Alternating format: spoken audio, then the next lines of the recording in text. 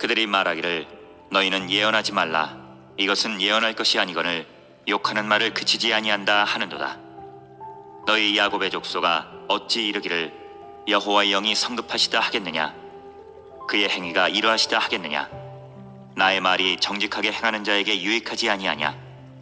근래에 내 백성이 원수같이 일어나서 전쟁을 피하여 평안히 지나가는 자들의 의복에서 겉옷을 벗기며 내 백성의 부녀들을 그들의 즐거운 집에서 쫓아내고 그들의 어린 자녀에게서 나의 영광을 영원히 빼앗는도다. 이것은 너희가 쉴 곳이 아니니 일어나 떠날지어다. 이는 그것이 이미 더러워졌음이니라. 그런즉 반드시 멸하리니 그 멸망이 크리라. 미가 선지자의 예언을 들은 악한 자들의 반응을 제시하는 내용입니다. 그들은 하나님의 말씀을 전하는 미가에게 예언하지 말라고 하였습니다.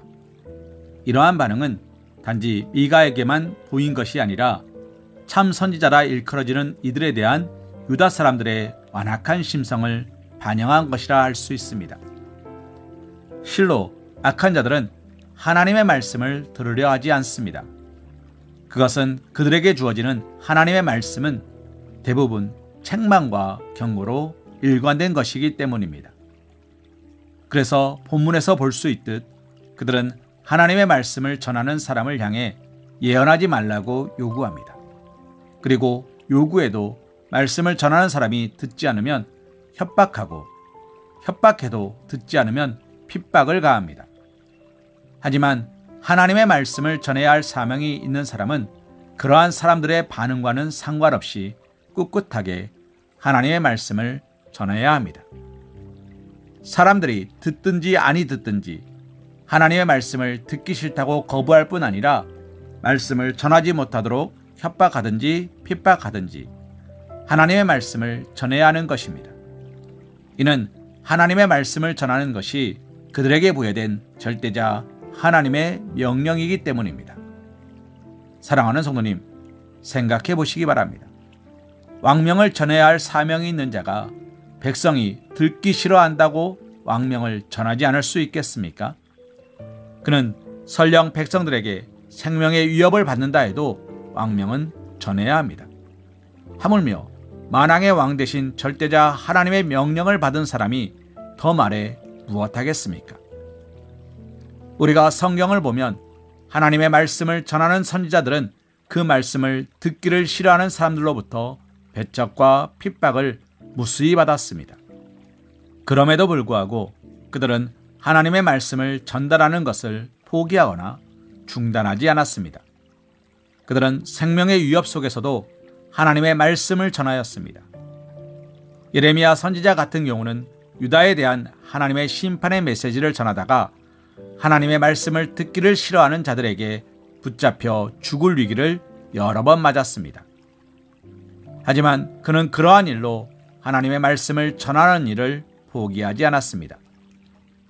사도 바울도 복음을 전하다가 수없이 고난과 죽을 고비를 맞았지만 그는 복음 전하는 것을 포기하지 않았습니다.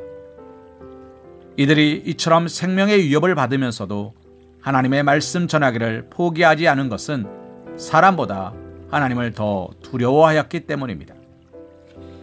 또한 예수 그리스도를 십자가에 못 박아 죽이는 일을 가결한 산헤드린 공회는 그리스도의 십자가 죽음의 의미와 그의 부활과 승천을 전하는 베드로와 요한을 불러 도무지 예수의 이름으로 말하지도 말고 가르치지도 말라고 경고한 바 있습니다.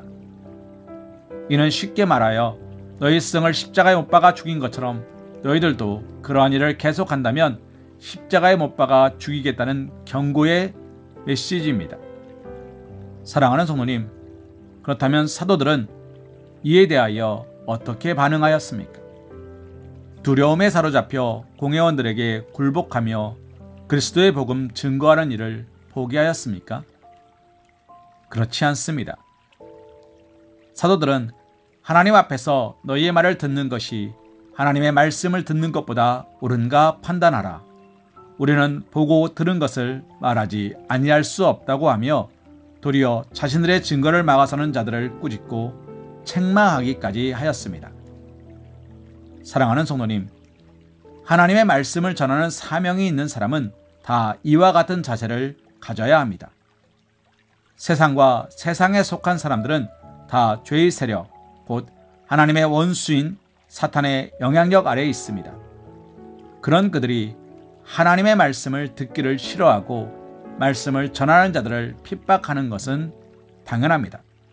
그러나 그러한 일이 있다 해도 말씀을 전해야 할 사명을 가진 우리 성도들은 거기에 굴하지 말고 말씀을 전해야 하는 것입니다.